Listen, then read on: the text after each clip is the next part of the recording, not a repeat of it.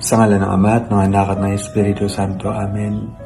Panginoon, gabayan niyo po ang lahat po ngayon ng mga nahihirapan, ang lahat po ngayon na may mga pinagdadaanan, at lahat po na mayroon pong kinakaharap na mga problema. Palakasin niyo po ang mga pinanghihinaan ng loob. Pagalingin niyo po ang mga may sakit. Pabalikin niyo po sa inyong daan ang mga nawawala. Akayin niyo po ang mga nag-iisa. Samahan niyo po ang mga nalulungkot at mga nagdurusa. Panginoon, sa kung ano pa man po ang aming mga pinagdadaanan, hindi po kami bumibitaw sa inyo pong pagmamahal sa amin.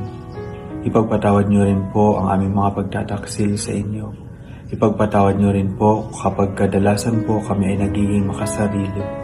Ipagpatawad niyo rin po kung hindi po namin naiisip ang mga maraming pagkakataon na kayo po ay aming nasasaktan.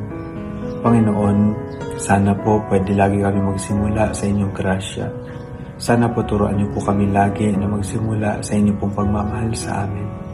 Alam niyo po ang lahat-lahat sa amin, Panginoon, at alam niyo rin po kung gaano namin kayo kamahal. Huwag niyo po kaming iwanan, Panginoon. Huwag niyo po sana kaming pababayaan.